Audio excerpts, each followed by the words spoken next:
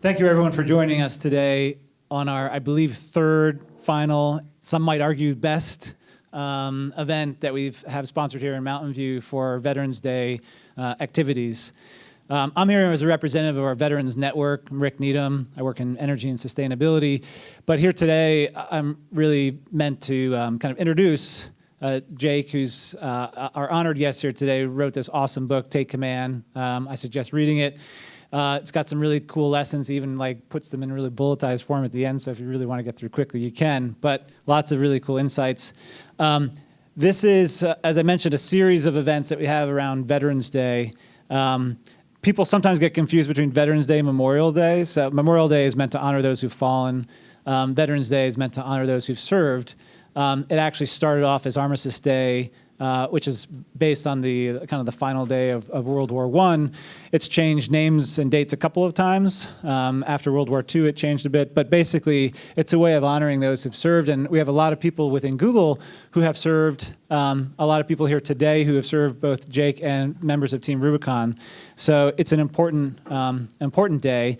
Another interesting important day, especially to Jake and to Ben, who's going to be moderating the talk, is the Marine Corps birthday, which was earlier this week, the 239th, if I'm right. If I was a Marine, I'd definitely know for sure. But oh, yeah, there's someone there who can verify that. So in addition to the events that we've had with respect to Veterans Day at our offices here in Mountain View and worldwide, we also launched just this week a site that highlights hiring of veterans at Google. That's been a lot of effort that's been put into that from our Veterans Network. We're really excited about the site. It really shows, in the words of David Drummond, that the doors are open at Google for veterans, and we want to make sure that's known, and that people who may have people that they know who are veterans, to encourage them to apply to jobs at Google. Again, doors are open.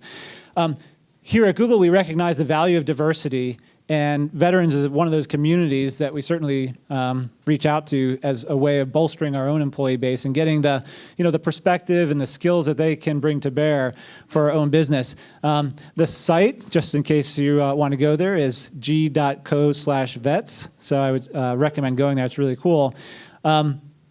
But recognizing the value and the skills that veterans have is something that probably resonates pretty well with our guest speaker today, with Jake, who, when he formed Team Rubicon, really was able to pull from the veterans community to provide a really interesting opportunity for them to continue to serve in a really powerful way.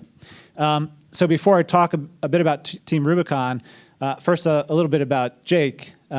Jake served as a sergeant in the Marine Corps, with deployments to both Iraq and Afghanistan as a scout sniper. So people hear Marine sniper, that was Jake. He was a Marine sniper. He received a lot of awards in combat, was the honor graduate of the recruit training from School of Infantry and Marine Scout Sniper course. And then in 2010, that's when he, with a former Marine, William McNulty, founded Team Rubicon. Jake has been, and I'll talk a bit about more Team Rubicon, but Jake has been a really outgoing advocate of veterans, about issues facing returning veterans, and has been on numerous kind of U.S. committees on this topic, and has made a lot of progress and been a very strong voice for the veterans community. Prior to all this work, Jake was at the University of Wisconsin, where he got his bachelor's degree, where he played 4 years of varsity football, and as I hear, also weighed 295 pounds, which, as you can see, Marine Corps sniper training can really take the pounds off too. If that's one way of doing it, if you want to go that route. So Team Rubicon. So when Jake formed Team Rubicon, that was in 2010. It was when he saw what was happening in Haiti with the disaster in Haiti, and he thought, my gosh, I can go help out. I can do something. So Team Rubicon basically formed literally in the hours after that disaster to be a team that can help veterans, deliver veterans to disaster zones where they can really use some of their skills and experiences to not only help, but to feel like they're continuing the service to something that's beyond just what they can do as individuals, but something beyond themselves. So it's really a pretty powerful organization that taps into the strong desire of veterans that we've seen here at Google too, the desire to work on something that's bigger than just themselves. Today, Team Rubicon, and this is maybe out of date, this I think I read from the book, but they've been growing. So today boasts over 24 full-time employees, scores of part-time employees, and I think it's over like 20,000 volunteer veterans and first responders. So an enormous organization, a lot of it from volunteers, many of whom are here today, not 20,000. So they've engaged over 50 missions by the end of last year on 4 different continents. They've been obviously to Haiti, but they've gone to places like where Hurricane Sandy hit in New York and New Jersey. They've been to places like South Sudan and Burma. They've been into the Midwest when tornadoes have hit. So they've gone into all kinds of disaster zones. They won a lot of awards. They won the National Small Charity of the Year Award. They also won the Heroes and Leaders National Award, the Grinnell Prize, and in 2012, Jake was named a CNN hero too. So if you didn't want another accolade, there's another one for you. But one of the things that I found, so I did have a chance to read the book, and I think there was a lot of things in here that resonated not only with, I think, veterans, but also resonated well with how we think about doing business here at Google and how we think about employees and how do we think about work environment. A couple of things that really stuck out to me is one, really focusing on people who don't see just obstacles, but see solutions. So here at Google, we certainly prize those employees and those folks who really are thinking not just about the issues that we'll face or the challenges we face or the competitors we face, but really think about what are the solutions around those things. Focusing on the people who don't just look at problems, but conjure up solutions, who look at obstacles and see only opportunity. And this is the one quote I really like from the book, that they don't ask why we would do something, but they ask why not. And I think that's a culture at Google that exists at Google. I mean, who would think a search company would go make a driverless car, or would make a wearable device, or would do many of the things that we do, genomics research, all these people would consider crazy things, but it's because we're a company that doesn't ask the question why. It's a company that asks why not. Why can't we go do that? And I think that really resonates with some of the things that Jake had in his book, Take Command. Also, another one, action is often the first step toward a solution. So to me, translating that into Google speak, we launch and iterate. We do things, find out what worked, what didn't, modify it, make it better, and we're continuously improving. But if you get stuck in just the continuous analysis, you never actually get to do something. So we're very much a culture that focuses on doing and improving. I think that also resonates. And one other thing that stood out for me is Team Rubicon has a culture of a lot of transparency. And talking with Jake just before this, I didn't know that part of the roots of that transparency actually come from something that Google does, or TGIF, that happens every week, where the founders get up and talk to the entire employee base and are able to answer questions from anyone who wants to have the courage to stand up and grab a microphone and ask a question. They do that with their employees, internal employees. They also do it with their donors, where they share not just their successes, but also the challenges that they face. And that's I think, an indication of a very healthy organization and one that can really thrive. And although we can hear, we can hear it directly from Jake here, I think one of the key themes of why Team Rubicon really works is that it affords the veterans a way to continue their dedication to service and a dedication to doing something, again, that's bigger than themselves, which is, when we think about things at Google, we tend to hire people who not only are good at their job and can make the next great product or help build out our infrastructure that delivers products and services to 1 billion users, but they tend to be people who also think about, how can I make the world better? What I'm working on, it could be good for Google, but I want it to be good for the world. I want to make the world a better place. And that, to me, felt like also another way that we kind of resonate with the way Team Rubicon thinks about gathering up people who really have a desire to do something much bigger than themselves. So we'll hear it directly from Jake, but in order to elicit these key insights and golden nuggets from Jake, we also have someone here from Google who's going to help moderate, Ben. He's the head of mid-market sales and small, medium business in America for Google for Work. He's been here almost 7 years, so that's a long-time veteran in Google years. Ben also is a Marine. He led Marines in Fallujah. He has his own Purple Heart from an RPG, so he's been there. And a connection that Jake has with Team Rubicon, I think, is actually twofold, beyond just being Marines. And Ben relayed to me that although he wasn't a Marine sniper, he was very, very much appreciated when they were around to help support the infantry. So he was certainly very, very emphatic about that. The other thing is that Ben actually spent time volunteering with Team Rubicon in New York with respect to Hurricane Sandy. And so he got to see firsthand some of the things that Team Rubicon does. A great avenue to getting some of these nuggets out of Jake. So I won't take any more time. I probably took too much time already. But let me introduce you to Jake and Ben, who can help moderate. So thank you so much for being here, Jake.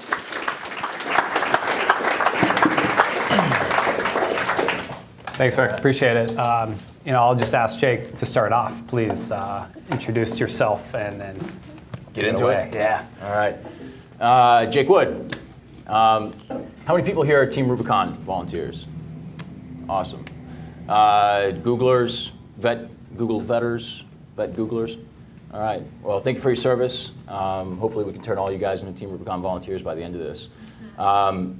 Really excited to be here. Very, very happy to be on the Google campus. I was not as excited when my alarm went off at 6 a.m. on the East Coast this morning after being at a Metallica concert on the National Mall last night, celebrating Veterans Day, which was awesome. The concert for Valor last night, we got to rock out with some pretty sweet bands. But no, I really am happy to be here. And we were talking beforehand why it's actually pretty cool to be here, because no kidding, 3 years ago to the day, I got a phone call from someone at Google, a woman I know named Carrie Loreno, who has been a long time big part of the VetNet, or the internal vet network here.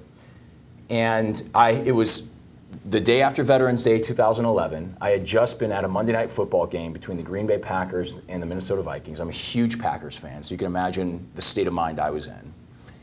And I'm boarding a plane early in the morning, probably 8 a.m. again, and I get a phone call, and she says, Jake, we are about to release our last grants for 2011. Somebody that we were going to give money to just fell through. I want to give you money, but you have to have a grant proposal into me by the end of the day. I'm like, oh my God. I feel like shit, Carrie. You're going to make me write. So I wrote this grant proposal on the way from Green Bay back to Los Angeles. I hit send as soon as I landed. And Google became our first ever corporate sponsor about 2 weeks later. Gave us $150,000 back when $150,000, I mean, that's always a big sum of money, but back when $150,000 was a organization-changing amount of money for Team Rubicon. So pretty cool to be here, actually, and make it all come full circle. So, Team Rubicon, it was touched on in that introduction, is really an organization about service. And we do a lot of things, but really at the core of it is service. And my journey towards service actually started as kind of a journey away from service. Back when I was a junior in high school, I thought I was going to join the Marine Corps. And I had all these posters up in my room, Marine Corps posters. I'd go steal some off the recruiter's desk every time he'd come into the cafeteria, looking for suckers like me. And after my junior year of high school, I realized that I had this opportunity to go and play football in college. And so I had these two competing opportunities for what I wanted to do after graduating. I ended up choosing to go to college and play football. I went to the University of Wisconsin, showed up on the campus there in 2001. And that was my dream. My dream was to go on and play in the NFL. I played offensive line at the time. Well, and I'd like to think still, Wisconsin is the best offensive line school in the country. And I got there, and we all know kind of what happened. Well, the first thing that happened is I realized that I was actually a pretty terrible football player. Despite being 295 pounds, they wanted me at like 320, and I just couldn't physically do it. And I'm made of glass, but so I show up, and after about the second or third week of the season, 9/11 happens. We all remember 9/11. I remember waking up. I was in my dorm room. I went down into the cafeteria, saw everybody huddled around the TV, and it was a powerful moment. And everybody knew that we were going to be at war. And I had this first moment where I was second guessing, my choice to come to Wisconsin and pursue this football thing. My dad calls me that afternoon. He says, "Don't even think about it. Stay in school." And I thought long and hard about it, and I stayed in school. And we went to war in Afghanistan. A year and a half later, we went to war in Iraq. And I'm sitting there every day, and I'm watching on CNN from my dorm room, young men just like me in the Battle of Fallujah. Were you there in 2004? I was. So I was watching this guy kick in doors 4,000 miles away, and I'm sitting there eating mac and cheese trying to get to 315 pounds still. And it weighed on me. It didn't weigh on me enough to drop what I was doing and go and join the Marine Corps, but it weighed on me. And then about a couple months later, Pat Tillman was killed in Afghanistan. And that for me was the moment where I said, okay, it's time to stop serving yourself and start serving your country like you've been talking about for the better part of the last 4 or 5 years. So I walked the graduation ceremony, got my degree, and I went over to the recruiter's office and I enlisted in the Marine Corps. That's really where service kind of began for me. I served in the Marine Corps, did my first tour in Iraq in the Anbar province in 2007 as part of the surge. I was with a unit, a battalion out in Southern California, 2nd Battalion, 7th Marines. And it was a tough tour. My second weekend, I was actually a young fire team leader, a lance corporal. My squad got hit. One of my good friends was killed. Our squad leader was wounded pretty badly. That night, I saw what bad leadership was. I was the junior fire team leader in that squad, but the senior fire team leader, who should have been taking charge of that situation, he failed. He hesitated. There was this moment of uncertainty in his eyes, and so I ended up taking, I ended up taking command of the squad at that moment, and I received a promotion to corporal, and I led that squad then for the next 7 months. 2 weeks of combat experience, and I learned very, very quickly, although I had always thought that I was a decent leader, that I didn't know shit about leadership. 7 months trying to motivate 13 young men to suit up every day and go outside the wire in the Anbar province during the surge was tough, and there were a lot of failures.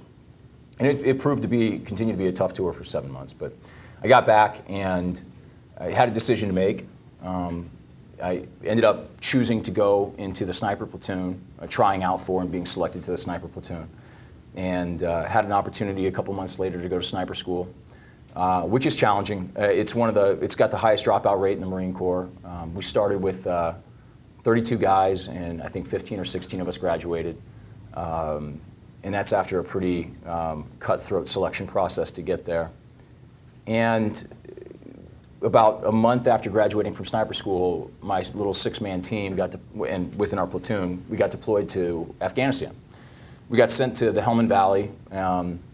This was before Congress authorized the surge in Afghanistan. So this was a really interesting time to be in that country because it was really understaffed, under-equipped, under-supported, and the Marine Corps particularly didn't really have a mission there, but they were trying to give them one. So they sent this battalion of Marines into Helmand Valley. First time U.S. troops had been there in about 3 or 4 years. And my sniper team was attached to a Marine infantry company, and we were given the city of Sangin. So we had about 150 Marines to control the city of Sangin, which about 2 years later required almost 2,000 Marines to control. And we needed 2,000 Marines when we were there. I mean, we got our ass kicked every day. And it was tough.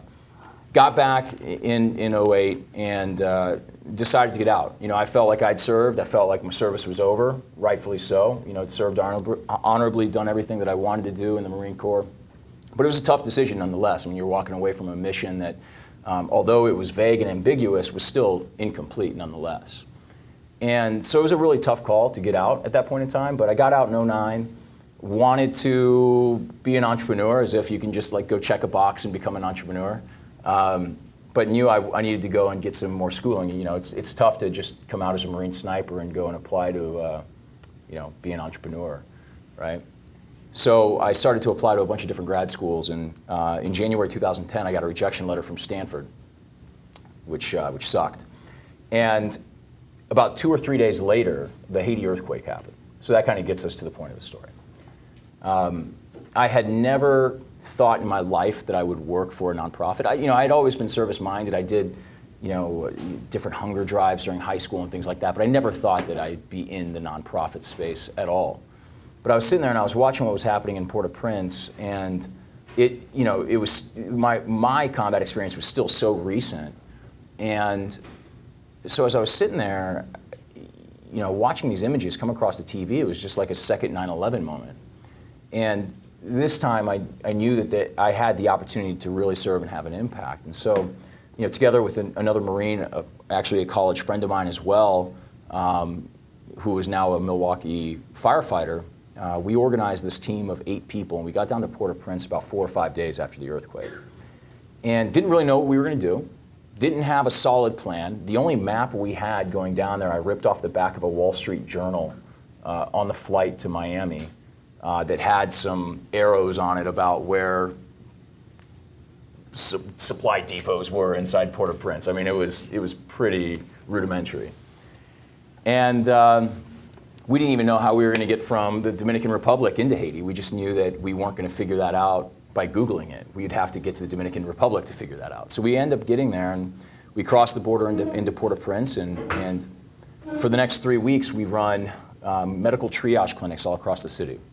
So we're setting up these mobile clinics in the hardest hit areas, going to places that, before the earthquake were too dangerous for people to go, and after the earthquake were most people assumed they were even more dangerous, but in reality they really weren't. I mean, you had a population that was desperate and shocked, but they were also in need of care. But after about 2 weeks of this, William and I looked at each other and we just said, all we've been doing is using counterinsurgency tactics to deliver humanitarian aid. And that seems kind of weird to think about, but it was the truth. These principles that had been drilled in us in the second half of the Iraq War, how to, as they say, win hearts and minds to defeat the enemy. Things like working with the local populations, employing the locals, winning trust by engaging community leaders, and just these things that we'd been doing in these tribal villages in Iraq and Afghanistan is exactly what we were doing in these rough areas of Port-au-Prince.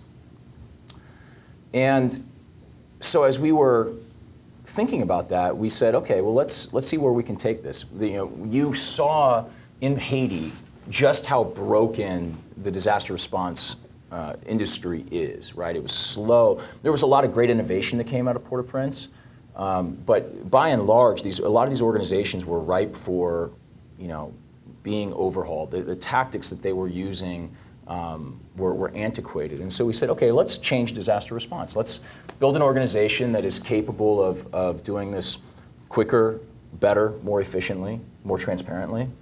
And so we organized, or we incorporated Team Rubicon when we got back. And our mission, as we thought about it, was to change disaster response by using the skills and experiences of military veterans. So we did that in 2010. We went to places like Chile after the tsunami. We went to Pakistan after the terrible flooding there in Punjab province in 2010. We did humanitarian missions in South Sudan and Burma. And along the way, we kept deploying these really specialized troops, guys that had been SEALs or Recon or Rangers that had significant experience overseas, because we were sending people into some pretty dangerous places. But they were all coming back and they were saying the same thing, that this was the most incredible opportunity they'd each had since they took off the uniform. They'd say, I never thought that I'd feel this way ever again, or that I'd ever use those skills that I learned in Ranger School or Special Forces School to help people again. And so we started thinking about it, wow, this is powerful. And at the same time, we had all of these veterans that had jobs in the military that we didn't have a use for overseas. People that were maybe in, bulk fuel specialists or water sanitation, or just jobs, missile repairmen, right? And we're like, well, we're not firing Tomahawks anywhere, so we don't need you to go to Burma. We need a medic. And so, missile technician doesn't really fit the mission profile. But it was obvious that they needed an opportunity to serve again. And we were hearing from the people that we were deploying that the opportunity was in fact powerful. So we started to look at how we could expand our programs to get more veterans more involved. And we started to look at different opportunities, and the urgency of the situation came home to roost. My sniper partner and one of my best friends committed suicide in Houston, Texas. And he had been with us in Haiti. His name was Clay Hunt. He was a great, great guy. And the thing I tell people is that Clay, he struggled with post-traumatic stress. He had been wounded in combat. He'd been shot actually by an enemy sniper. And so he struggled with that, but he was dealing with his post-traumatic stress. What was really causing him anguish was the lack of purpose that he had in his post-military life. And so when the dust settled from his suicide, we knew that that's what we could do, that we could provide, we had to provide. We couldn't, it wasn't that we could, we had to provide a mission for these veterans that could provide that purpose and that community for them. So shortly after Clay's memorial service, the Tuscaloosa tornado happened, the first one. It was devastating. We had no idea what we would do for a domestic operation. We had no idea what the mission profile might be. But we knew that, one, there was a huge need, and we knew that, two, we were adaptable and nimble enough to go down there and find a way to plug in and at least do something. And along the way, discover what that mission profile might be. So we deployed, knocked it out of the park. It happened to be the same week that Osama bin Laden was killed in Afghanistan. So I'm sitting there with, 20 guys and girls around a campfire in bumblefuck Alabama. I mean, this was like banjos in the background Alabama at this hunting cabin and drinking whiskey and we hear the word that bin Laden's been killed. So it was a pretty poignant moment that actually brought some closure, I think, for a lot of people to everything that had been happening. I couldn't imagine a more fitting setting for that news to have been broken. But so we launched this domestic operation, and over the course of the last now 3.5 years, that's become the mainstay of Team Rubicon. So since that point in time, the domestic program that we offer, where we now have these 20,000 military veterans and civilians across the country organized in 10 regions, that's what we do. We go in to communities after terrible crises have happened, whether it's a flood, a tornado, a hurricane, a wildfire, you name it, some sort of calamity, and we're going to go in there and we're going to help stabilize that community and help get them back on the road to recovery. And so, you can imagine that we bring this, we try to bring order to that chaos that invariably happens. We provide a bunch of different functions post-disaster. We go in and we provide, we collect information and create intelligence. We provide the command and control that is often lacking. And then we deploy a bunch of grunts, and we go in and we kick down houses and we pull them to the curb, and we help, expediently repair homes that need it, that aren't going to be, catastrophic losses. And through this mission that's exciting, that's meaningful, that's needed, we're able to provide that purpose in that community. I mean, you see some of these volunteers here with the gray shirt. The gray shirt has come to symbolize this really powerful ethos that we believe in, the power of this purpose that we can provide. And really, as I look at what the organization can become over the next 5, 10, hopefully 100 years, is that we can penetrate down to the community level, and we can make communities more resilient by bringing leadership out at the community level. And so that when crisis happens in the future, whether it's a single home fire in a neighborhood, that when crisis happens, that people are looking to the military veterans in their community to lead them through it. And we hope that Team Rubicon can play that role for them. We think we can. We think we're getting there.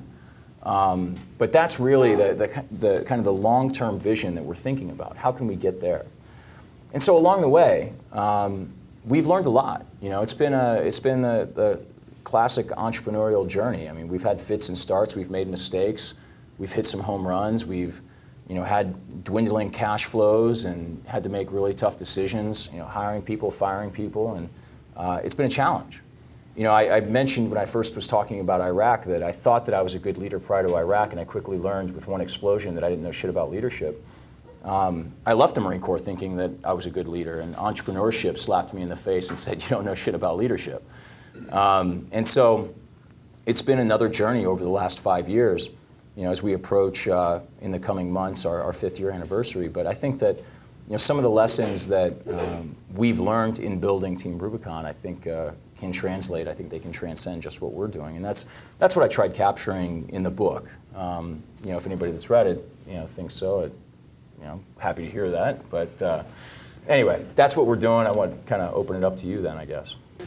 So such an honor to have you here, Jake, and thanks, Rick, for the introduction. It's just outstanding. A little bit on format, guys, so I'll ask Jake a bunch of questions, then we'll pass around the mic, so start to think about those as well. Jake, let's talk more about disaster response. I'm super curious, I think you articulated well the value of what Team Rubicon brings to the table and what you guys really represent. But there's all these other NGOs that are working in the disaster response world. how in the world can you coordinate to come to an effective solution and collaborate together? Yeah, so it's always a challenge. Every disaster is unique for all the reasons you might imagine. Every community is unique. Every disaster itself is unique. The resiliency of the structures are unique. So each situation is entirely different. It's been a journey for us. When we first got into the domestic space, the domestic disaster response space and internationally as well. It's a bunch of large legacy organizations, and it's a bit of a good old boy club. A lot of these people have been in disaster response their entire lives. They all know each other. They show up in Joplin, Missouri. They're all shaking hands across organizations because they see each other 10 times a year in 10 different cities. And so when we were just an upstart organization that nobody knew about, nobody wanted to know about, say a situation like Joplin, we couldn't get a seat at the table, right? So we would have to go into these communities and we would have to, we would try to coordinate. We had a lot of doors shut in our face. So we would go out into the community and we would try to identify a need, and we would serve that need with humility and professionalism until we got to the point where fewer doors were being shut in our face and at least some conversations were happening. The real watershed moment for us was Hurricane Sandy. We'd started to build a reputation domestically over about the year and a half prior to that event. We had started to build relationships within the New York City Office of Emergency Management specifically. So we were actually pretty well poised when that storm made landfall. We actually had somebody staffing a desk in that office when it made landfall. And so we were immediately a part of the official response. And for us, that was one of those moments in our startup journey where we had a dwindling cash reserve.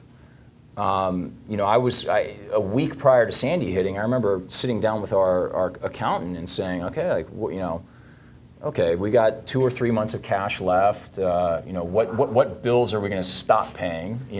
Who can we stretch out? What invoices can we ignore? And we started having those discussions. So when Sandy happened, massive event, massive need, but massive opportunity if your business is responding to disasters. So we knew we had to put our chips on the table because we knew the world was going to be watching, right? We knew that if we went out there and we put all the chips on the table, and if we hit it out of the park, somebody was going to notice. And so, like I said, we were well positioned because we were already, working with the OEM. But, we put all our chips out there. We ended up having a lot of really, really strong wins. And we've got some people that were in Hurricane Sandy, I guess yourself included, that were there. And so after Sandy, we started to get a seat at the table. People started to say, okay, well, veterans in disaster response, that makes sense. Okay, so tell us more. We started to make some changes. We learned a lot of great lessons after Sandy as well that we were able to implement in 2013. So now how it happens. We've gotten ourselves to the point here at the end of 2014 where all these other organizations have allowed us this seat at the table. We are a voice that people will listen to in the space. But what we also learned was that there was a void in the national framework of disaster response at the NGO level, right? You have the American Red Cross. Question I always get is, how do you guys compete with the American Red Cross? Well, the answer is simply, we don't. The Red Cross provides mass care and mass sheltering. So they go in and they set up, these massive shelters. If a bunch of homes are destroyed, they'll go in and they'll set up in a gymnasium, they'll put a bunch of cots out, they'll set up shower facilities so that all the homeowners who no longer have a home to go home to have a place that they can lay their head at night that's safe and that they're going to be well fed in. But the Red Cross isn't going to go to your home and take the tree that's sticking out of your roof and where the water's pouring into your living room.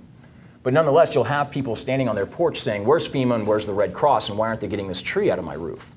Well, it's because that's not what they do. And there's actually not a whole lot of national non-governmental organizations that do that. Typically what happens is that's neighbors helping neighbors, or it's contractors going in and fleecing people. So if it's neighbors helping neighbors, that's great. That's good. Like, that's American values right there. But those people aren't going to be bonded and insured. They're not necessarily going to know the standard of work that's going to be needed to conduct it. There's no guarantee that again, with the not knowing the standard, that it's going to be done the right way. So what we're able to do from that function is go in and provide a national level of standardization and command and control to conduct those operations so that we can stabilize that homeowner and make sure that they are worried about dealing with insurance and claims and all of that, and not worried about the next thunderstorm that's coming through and going to dump 2 inches of rain in through the home in their, or the hole in their roof. right? So we can go in and make sure that that's stabilized for them. One of the other things that's been really cool that we've been able to do is bring, because of I think our two things, our youth as an organization, but also the type of people that we have in it, we have been able to bring new technologies to bear in this that have made some real differences in disaster response. Anybody here know the company Palantir? I mean, so if you're in tech, you probably know who Palantir is. We've got a great philanthropic relationship with Palantir, and so we will go in, and I mentioned that one of the functions we provide is collecting information and creating intelligence. And so, you can imagine a tornado rips through a town, and it takes out, a half-mile swath for 2 miles, and it rips up all these homes and businesses, and it's destroyed. Well, nobody really knows the level of destruction early on. And what organizations typically will do is they'll go deploy these people out on foot. They've got these paper tablets. Every organization's working off a different form, different intake form. They put in this information home by home, and they're on different pieces of paper. Then they go and they dump these pieces of paper somewhere at a command center. Lord knows what happens to the information on it. I doubt anybody's collating it and making any sense of it. I think it's just kind of a check in the box for some organizations, and it gets thrown into the back of the room. And no actionable intelligence is generated from that. Well, what we're doing is working with Palantir. We have these mobile phones that are loaded up with their software, the mobile version of their software. We go house to house. We're able to put all the information in on a FEMA standardized form. That's, of course, cloud-based. It's getting sucked up into the cloud, sent back down to our technicians at our forward operating base, who in real time are mapping out the disaster as it's unfolding. And so we can then create an intelligence picture that other organizations can look at, and we can actually make actionable, well-informed decisions based off of that information that we're collecting. Now, the reason we're able to do that is because we don't have any legacy systems that we have to jettison in order to do it. And second, like I said, the people that we have staffing these positions, most of them veterans, come from the best equipped, the most technologically advanced military in the history of the world.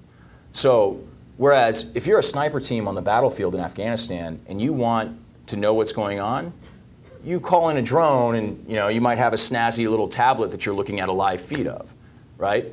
We expect that same level of technology enabling in the disaster zone. And so we're able to do that. We're actively seeking out those different types of technologies and trying to implement them. And along the way, what we're doing is we're changing the industry. Like Palantir, it's probably why we're still in a philanthropic relationship with them. It's probably going to make a lot of money off the stuff that we're pioneering in this disaster response space.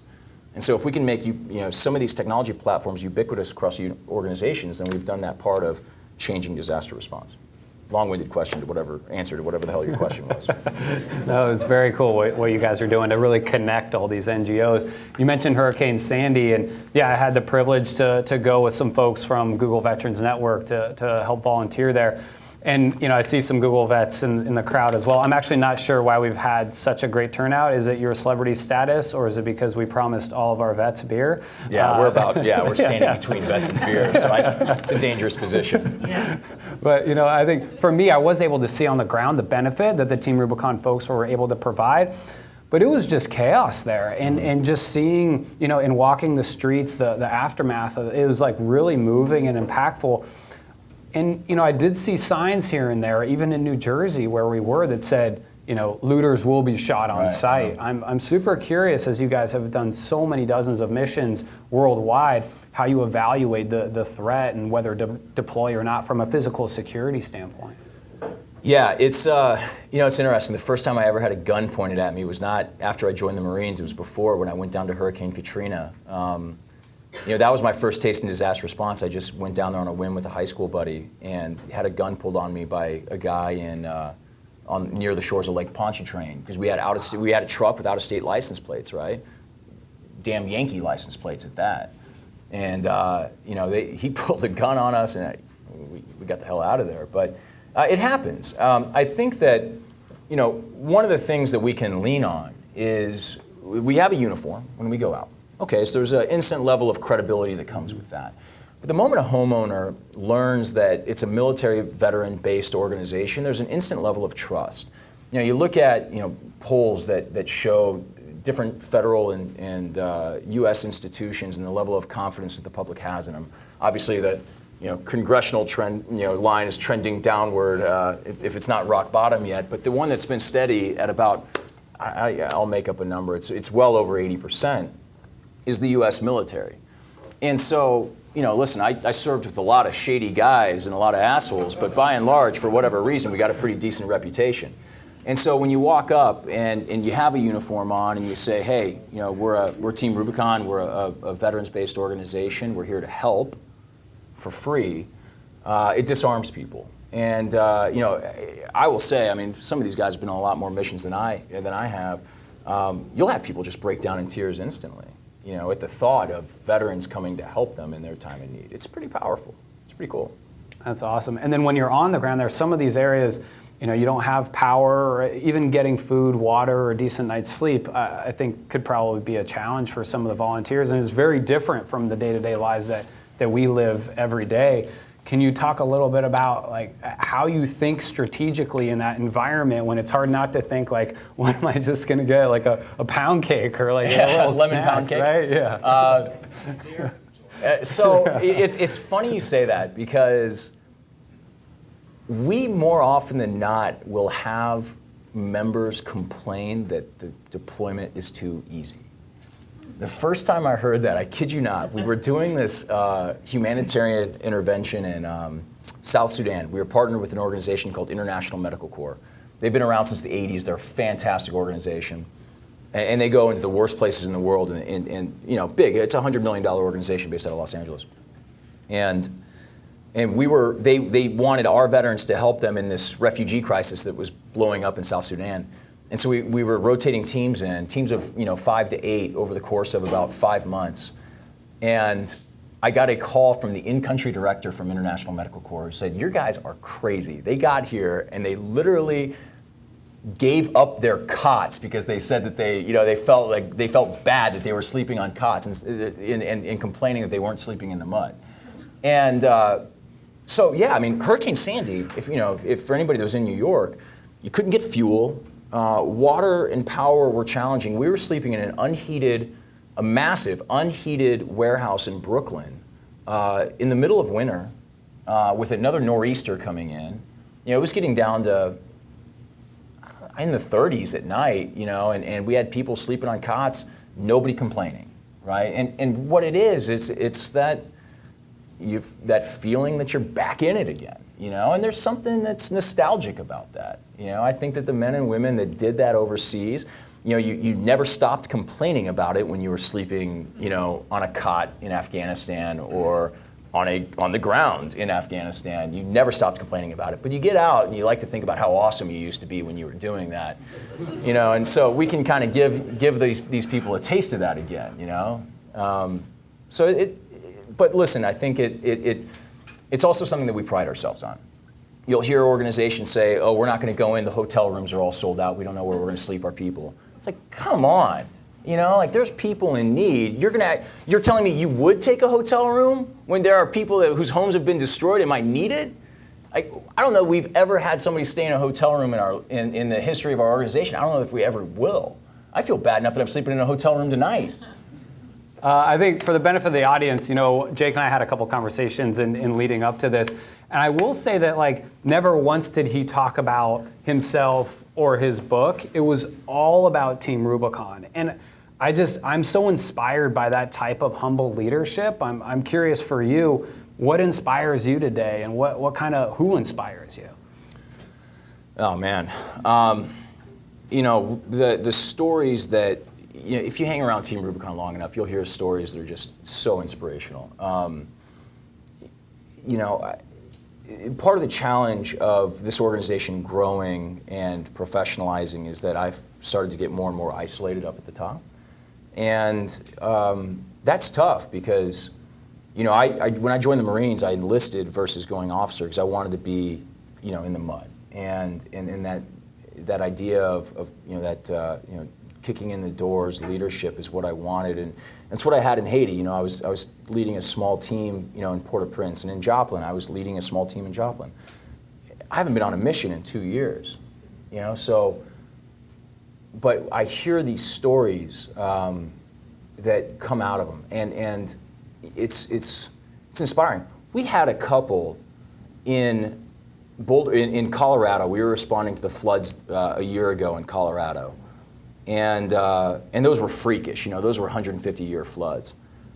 And we had a guy that was medically retired from the Army for post-traumatic stress. He has a crazy story for what he was doing with JSOC in Iraq and Afghanistan. He'd met a woman through another organization called Mission Continues, and they had gotten engaged. But he was medically retired, so he wasn't working, and so he was able to spend about 2 or 3 weeks with our teams in Colorado with his wife. And he was so inspired by that mission. This was his first real Team Rubicon experience. He was so inspired by the mission, he felt so at home with the people that he was with that they threw away their wedding plans from that were 6 months in the future, and they got married right there. And although they got married by a TR volunteer who was a chaplain, they got all the witnesses were TR people. We set up in a Home Depot parking lot a chapel out of a warehouse and buckets for pews, and we had shovel bearers, and they got married. And that sounds kind of hokey, but when you think about it, here's a guy that I don't think he ever thought he'd feel that sense of belonging and brotherhood again like that. And I watched that live on Skype from London. And I remember sitting there, I got shushed by the mother of the bride who was also on Skype. I felt really bad about that, but it was unbelievable. And the thing that, we used to think about, how we measure our brand or how we measure the power of the identity of Team Rubicon. And there's a lot of vanity metrics that you could look at, and sometimes they're exciting, like Facebook likes and Twitter followers. But the first time I saw a Team Rubicon tattoo, I was like, okay, that's interesting, but the person's probably a weirdo. And this is a heavily tattooed organization to begin with, so I'm not sure it's that weird or out of place. Then I saw another one, and another one, and another one. And we've got 36 people with TR tattoos. And I think that when you evaluate whether you've built something that really matters, whether it's Google, whether it's Team Rubicon, is if it went away overnight, other than the people that are financially dependent on it, would anybody give a shit, right? So we've got 28 employees down in Los Angeles. Obviously, they would care because they have to pay their bills, but would the other 20,000 care if Team Rubicon just disappeared? And it forced us to really look at that when we started seeing these tattoos and say, like, yeah, okay, well, they've got tattoos, so that would be awkward for the rest of their lives. But I think we've built something that would leave a void in people's lives that I don't know that they could easily replace. And that's inspiring. It's a lot of pressure, but it's inspiring. And it also, it adds pressure, but it also relieves pressure because it indicates that there are people that are willing to go to the ends of the world to make this organization succeed. And so, this is really, what we've built is the product of, now, I think we just last night, because of this Concert for Valor, eclipsed 20,000 volunteers. And we got 20,000 people that will not let it fail. So, I guess that takes a little bit of the pressure off. For sure. Congrats on the milestone. Yeah, super inspiring story. I think there's this notion of social entrepreneurship, right? And I think you've done an outstanding job, with Team Rubicon. Can you talk a little bit about just what that means in the world of social entrepreneurship and the connection that you're having with vets as they transition out? Well, I think that entrepreneurship is changing. There's a lot of different companies that have kind of turned the model of what entrepreneurship can and should be on its head. Look at a guy like Tom's Shoes. You got Blake, the guy that runs Tom's Shoes, who just sold a controlling interest in it. So he's not doing bad for himself. I think the guy just had a $300 million windfall, right? But he's changed an industry so that people expect to see social good come out of the corporations that they align themselves with. So that, social entrepreneurship, I think, is changing, whether it's a for-profit or non-for-profit model. And we certainly, as we look at over the next 3 to 5 or 10 years, we want to get out of the begging for money business. We think that we can maintain our nonprofit identity and our service identity and still monetize some of the functions that we provide. And we want to do that. We're trying to move towards that. Because again, I think that is going to be the next expectation of nonprofits, is that they're not begging for money, right? Is that they're finding a way to provide real value in the world and make money off of it that can sustain them. So what's it mean for veterans? You have 2.5 million roughly veterans coming back from Iraq and Afghanistan, the majority of whom joined the military at one of the most critical ages that they'll ever hit, that 18 to 22-year-old age frame. And that's when it's the transformative period of so many of their lives. And so they join at 18, they get a uniform, they get a job, they get an identity, they get a mission that is probably, reasonable minds could argue, but one of the more noble missions in life, wear the uniform of your country and fight for your country. And they do that for 4, 6, 8, 10 years, and they get out.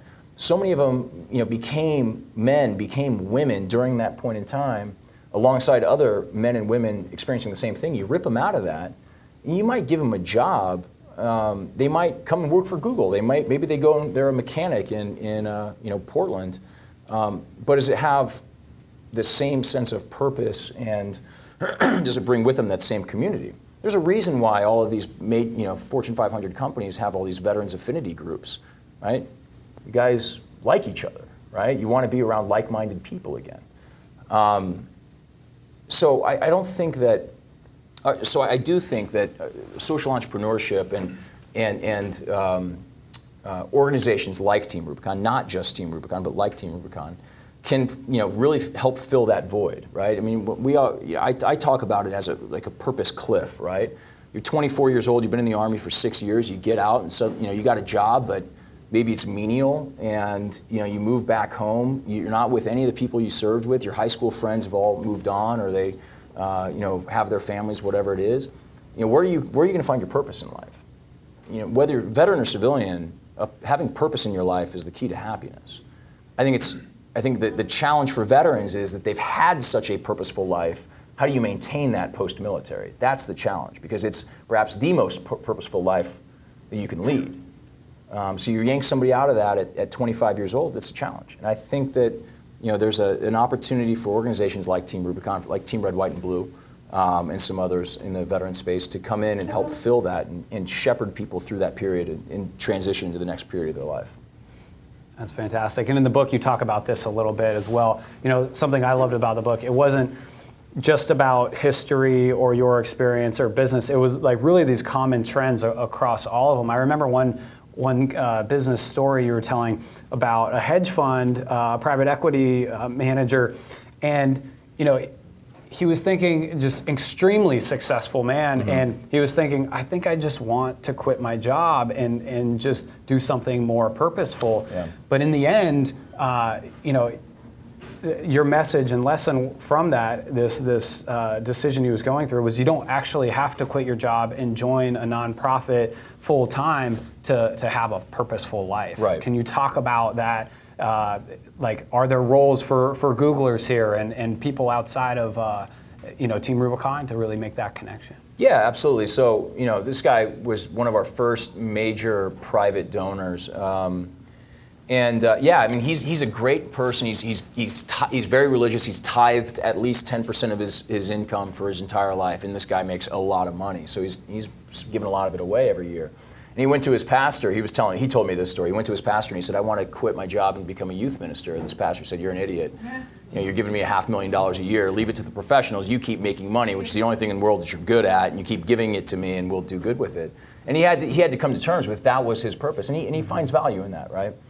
I think that what I go on from it in the book from that story is that you don't have to rush off to Port-au-Prince to find purpose, or Joplin, or any of these things like that. I don't want that to be. This shouldn't be preaching about purpose, and you have to go and live as a pauper and do good deeds for the rest of your life. I imagine that working as a nuclear tech on a submarine and now helping a company like Google reduce its energy footprint in a period of time when this whole climate change thing is hanging over everyone's heads, and people probably don't know that technology companies have enormous energy footprints, right? I mean, that's purposeful, right? There's an opportunity there to find value and purpose in work. Even though it's for a for-profit that's publicly traded, that you're probably making good money at. There's absolutely purpose to be derived from that mission. There's purpose to be derived from just working at Google in general. I mean, think about how Google has changed the world.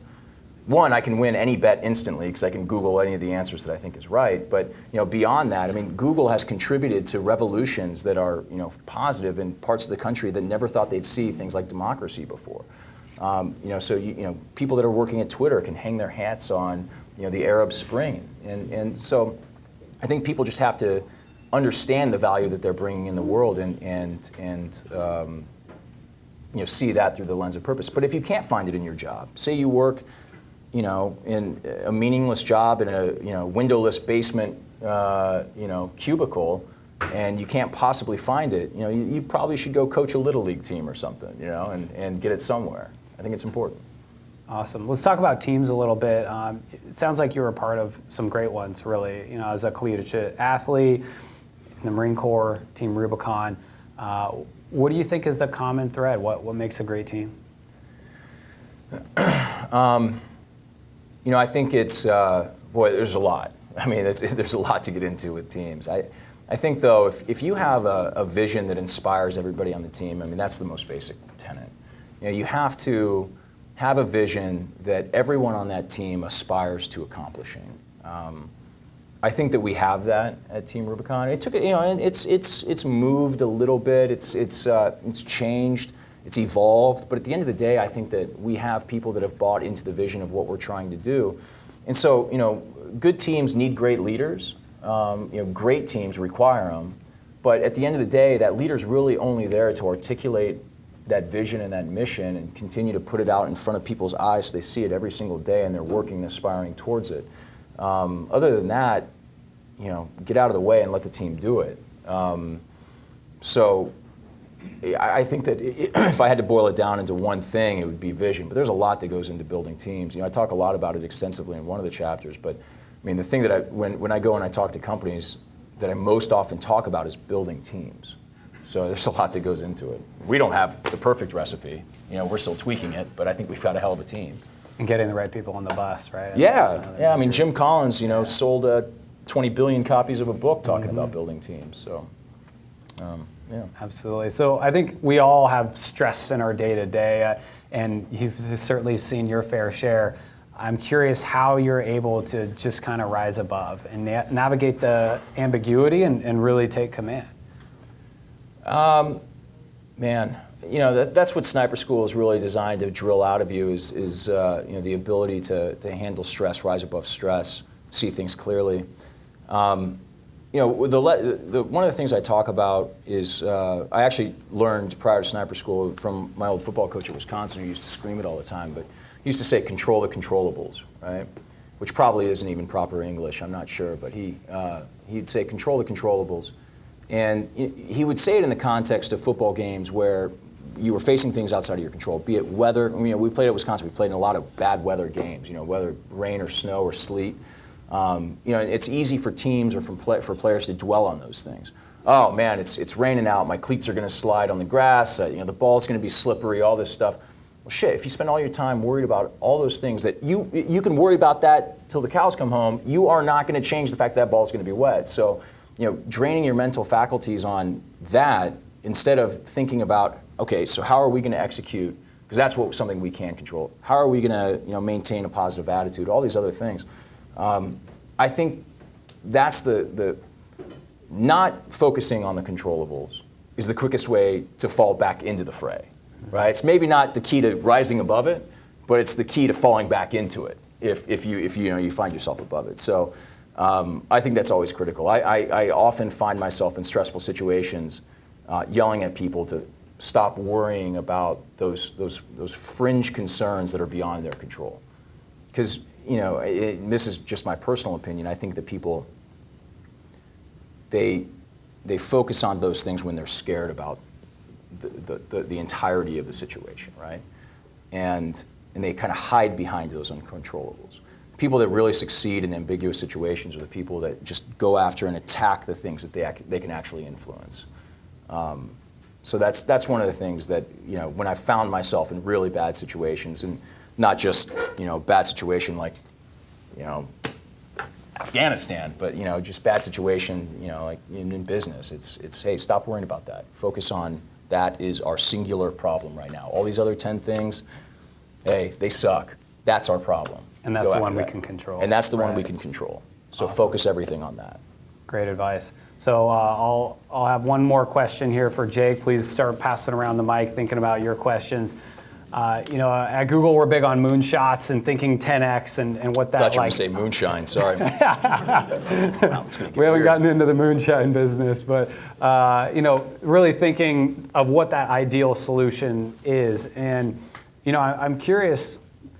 In a world, hopefully in the future, we can predict or prevent to some extent natural disasters. But until that happens, what's the ideal kind of crisis and disaster response world look like to you? You touched a little bit about engaging folks from the community. I'm just curious what you think 10, 20 years down the line.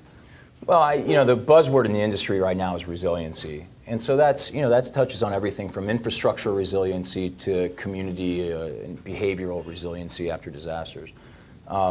Disasters, you can call it a moonshot. I don't think we're ever going to find a way to prevent them, right? I just don't think that's going to happen. I don't think even Google could do that. So they're going to happen. We shouldn't focus on trying to stop them because that's uncontrollable, right? So we should, I truly think that the greatest tool in any disaster is leadership, right? Now, preparedness is important, but that requires leadership. Action in the midst of is important, and you got to have all the tactics and resources necessary, but you got to have leadership to deploy them. The recovery, the immediate recovery situation is critical to setting up the long-term recovery, and it requires, again, good plans and good resources, and at the end of the day, it requires leadership. Right? So how do we make sure that we're putting good leadership in place in advance of these things, and that we have good leadership in place to lead us through them? Not every military veteran's a good leader, flat out. I served under a lot of terrible leaders in the Marine Corps. I was a bad leader at times in the Marine Corps. So I'm not trying to say that we should just find veterans and put them in leadership positions in order to lead us through times of chaos after disasters. But I do think that there are very, very good leaders coming out of the military, and they're repopulating counties and communities all across the country. I think they're looking for an opportunity like this, and I think that we should engage them to do it. So, I think what's the key to making us better at responding to disasters? Resources are important, plans are important, all that stuff's important. Leadership, without leadership, none of them matter. So let's focus on leadership. That's what we're trying to focus on anyway. Outstanding. Yeah, and I think one thing I love about you and in your book and even in your talk today, you're so open and honest about your failures and you're ready to learn from them, and you're super transparent about that in your organization. And for me, my experience with military leaders, there's been great ones and ones that could improve as well. But I think there is that potential, right? Because that common thread amongst all of them is like, we just want to learn, right. and we're okay to fail along the way. So let's go ahead and pass the mic around. Anyone have a question for Jake, please? I know a lot has evolved over the last 4.5 years, since you started Team Rubicon. But obviously you haven't perfected, the natural disaster, response, overall, program as a whole. So what's next? Where do you see, Team Rubicon in, 2 years, 5 years, 10 years, or maybe a better question would be what's missing? Like, maybe it's not even Team Rubicon that fills that gap. Maybe it's grooming another organization or nonprofit to come in. Similar how to Team Rubicon, like you said, removes that tree from the house. That was a void that's been there for a long time, and now that void is filled. There are other voids, I'm sure. I'm curious if you've identified them. Yeah, so looking out over the next 5 years, we want to, I guess, kind of own the life cycle of a disaster. So we are in the response business right now. When bad things happen, we go in and respond. Because of our mission, though, of veteran reintegration, we know it's important for the organization to be reaching out to and meaningfully engaging veterans in between disasters, because we can't predict when they're happening, with the duration, or who can be involved. So what we started to implement this year was a training program, training pipeline, so that we're engaging veterans between in more of a readiness aspect, right? So this is a meaningful way to engage our veterans. It's creating that community. It's helping them to think about the mission. So it's providing them that mission. They really actually feel like they're raising their right hand to serve. It's making us, of course, better. I think that as a component of readiness, in addition to training, we're going to be looking at resiliency. We're looking at, best-in-class resiliency models.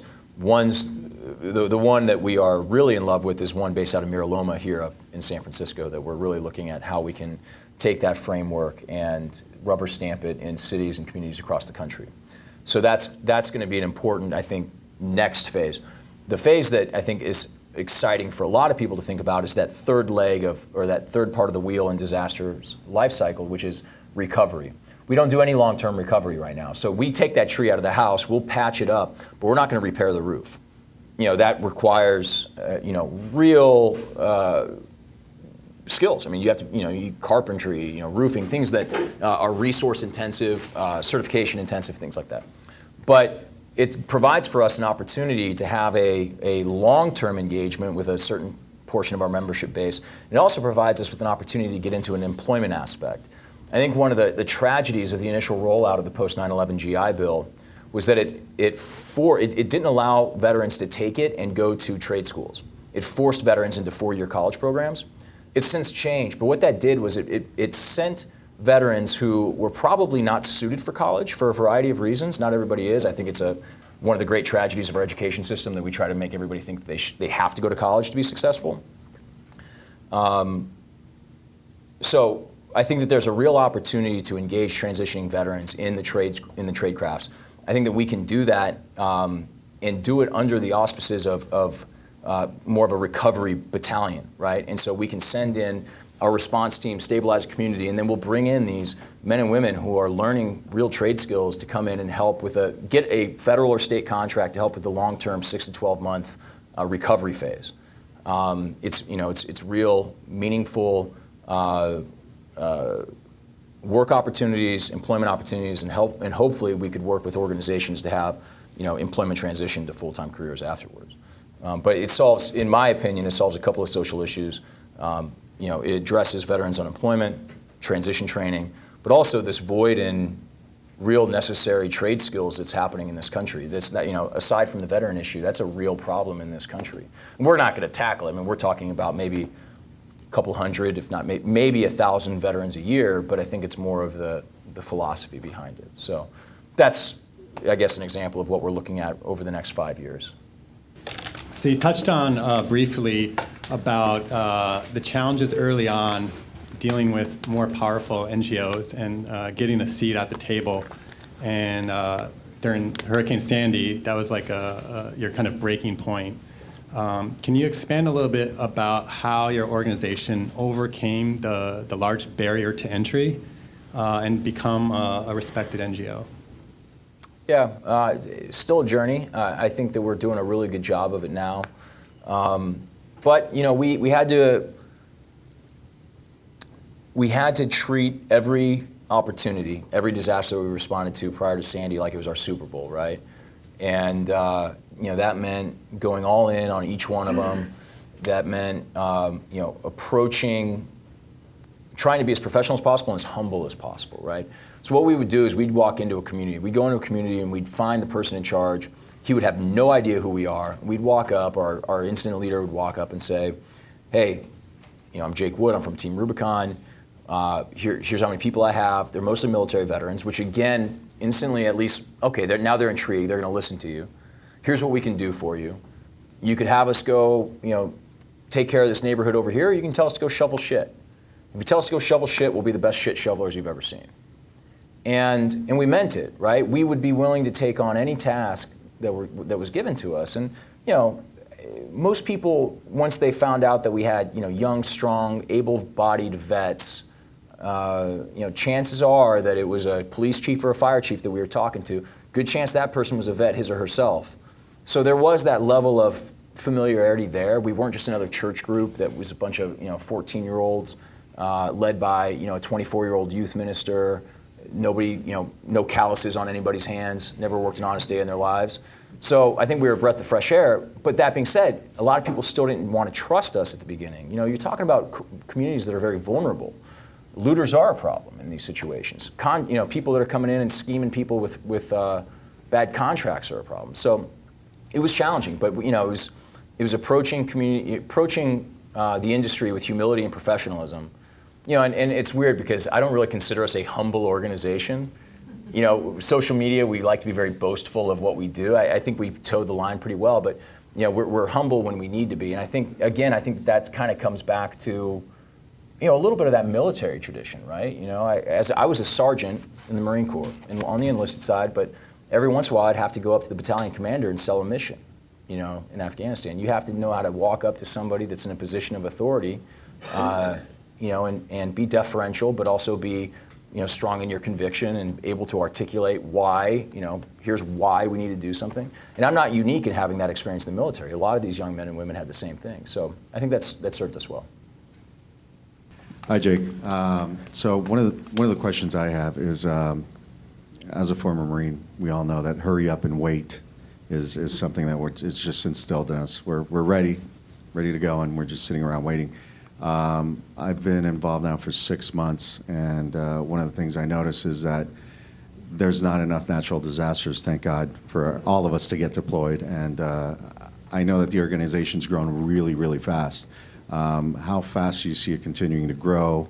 And are there any programs that, you know, one of the things that I felt very closely was I also had some friends that didn't find their sense of purpose in life. I'm self-motivated, so for me it was easy to find something else to substitute the Corps with, and that camaraderie was never substituted. Mm-hmm. Now I feel that whenever I engage with other veterans and volunteer at the hospital or something like that, I get a little bit of that back. But is there plans to, while people are waiting, maybe engage the VA into, you know... That disaster? No. Sorry, I couldn't resist. Sorry. VA Palo Alto and VASF are incredible. Yeah, they are. I do good. vouch for them because I tried VA in Atlanta once, and that was like walking into a Civil War museum.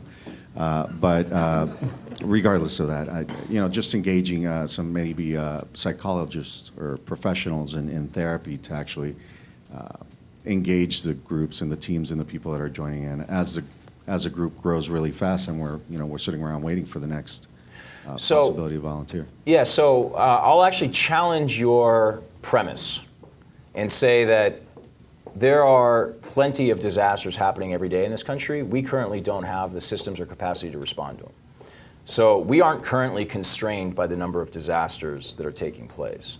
We're constrained by leadership at the regional and state levels, equipment, and systems and process. So what I mean by that is there's been a disaster within 50 miles of us where we're sitting right now that Team Rubicon didn't respond to in the last 6 months.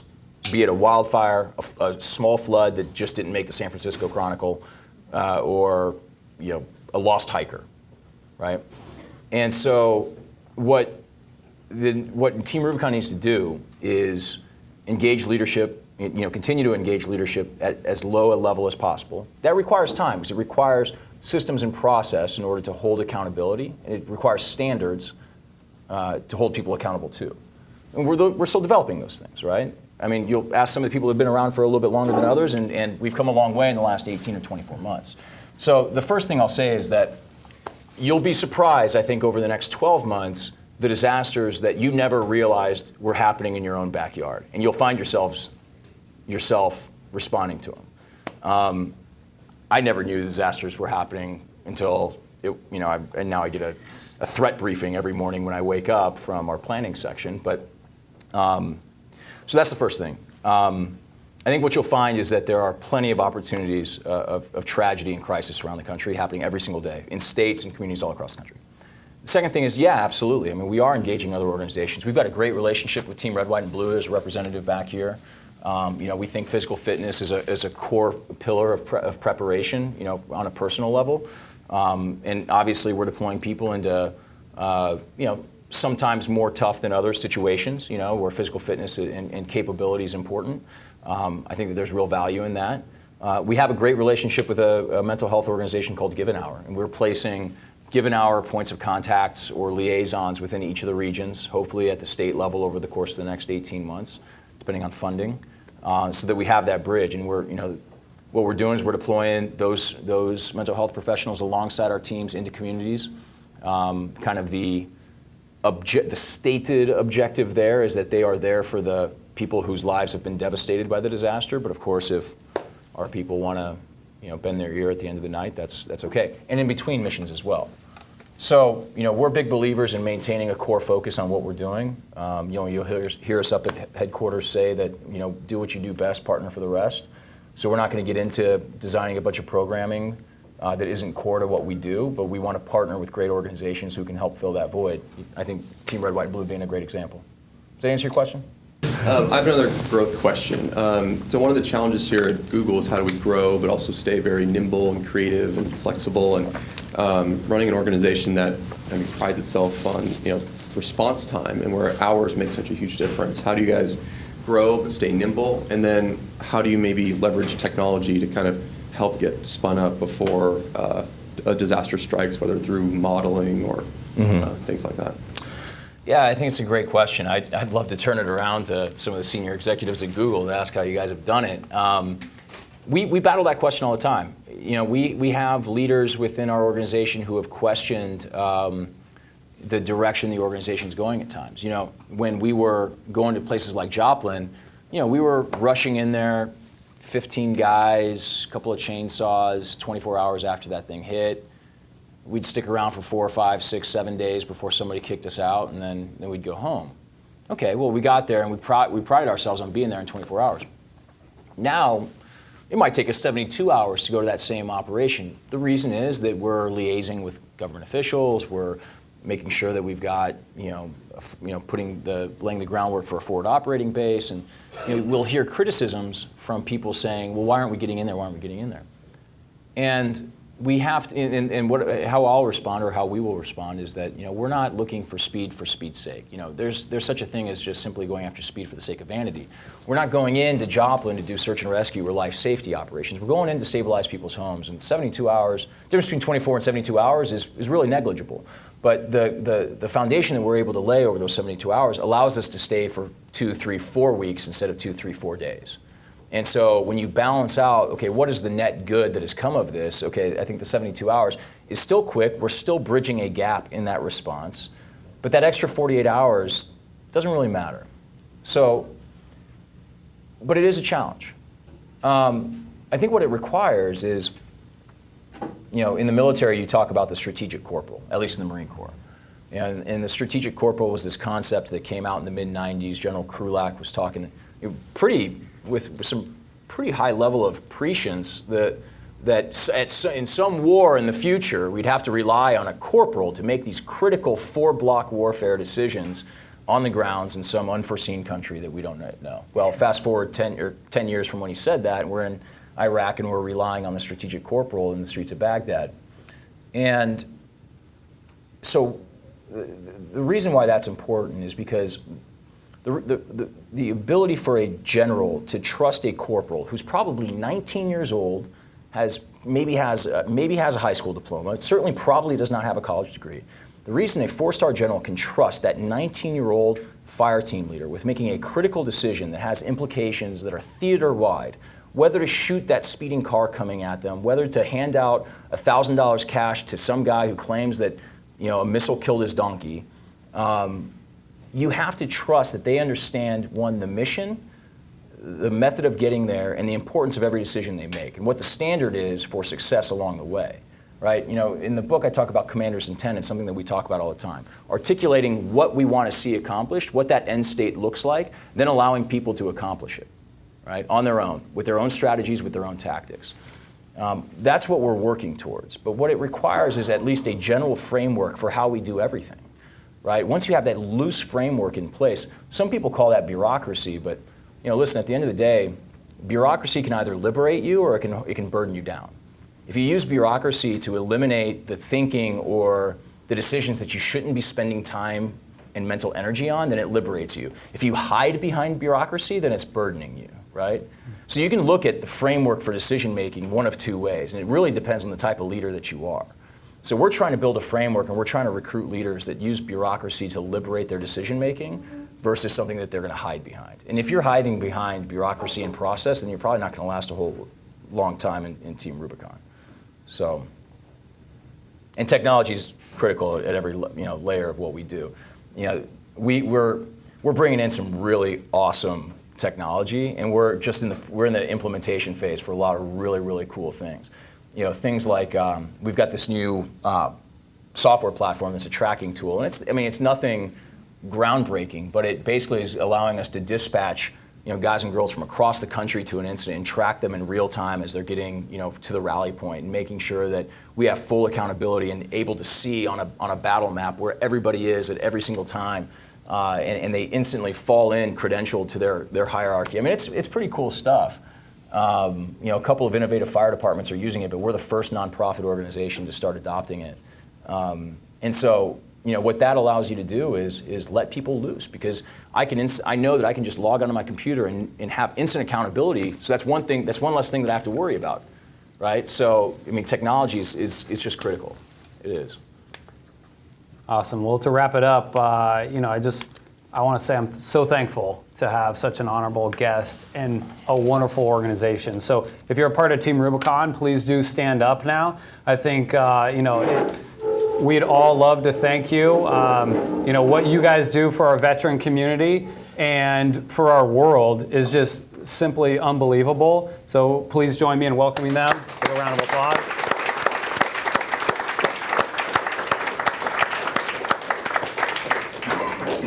And to Jake, just hey, thanks for having me. Been an honor. It's awesome. I will say, so Take Command. Jake's new book is out. We have 30 free copies. Please, we can all dogpile on the way to those. After those 30 run out, there's subsidized books here that Nadine has for you all. So I'll leave the last words of wisdom to you, Jake. Thanks again.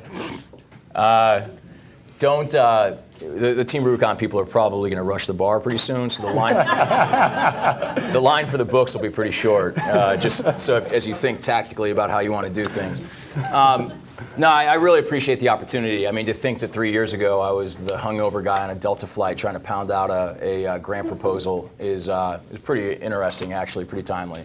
No, but it has been great. Google's been a great partner of ours, and I really admire Google for for being innovative in the veteran transition space before it was cool for all these corporations to be in the veteran transition space as a corporate social responsibility platform. Google has been at it for a long time.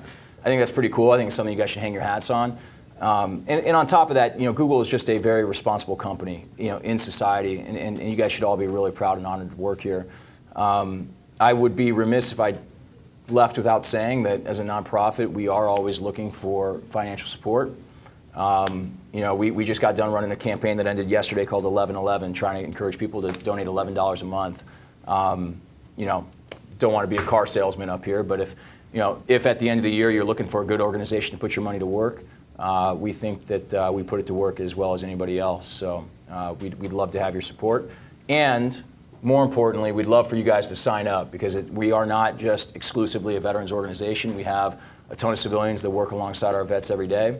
And they're a critical part to what we do. So, and you guys would have to show up Palantir when you go out there, and I know there's probably some jockeying and ego thing that goes with that. So they are definitely more geeky than the people I see in here, but that's it.